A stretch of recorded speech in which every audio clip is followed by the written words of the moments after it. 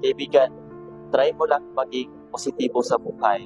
Kasi I know for sure na pag positive ka mag-isip ngayon sa about araw-araw, is marami kang maiisip na maganda, na maisip na pwedeng makatulong sa'yo. Importante talaga is maging clear ka sa mga gusto mo, sa iniisip mo. Dapat ang iniisip mo araw-araw kung ano ba yung gusto mo sa buhay at ano ba yung gusto mong marating at ano yung kaya mong gawin, di ba?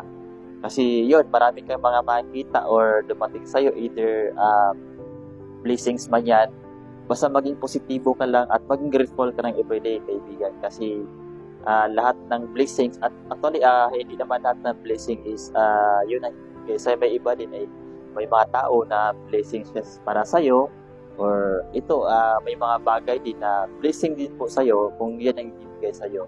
Kaya maging grateful ka lang sa everyday, sa lahat ng araw mo, di ba? Maging masaya ka lang, di ba?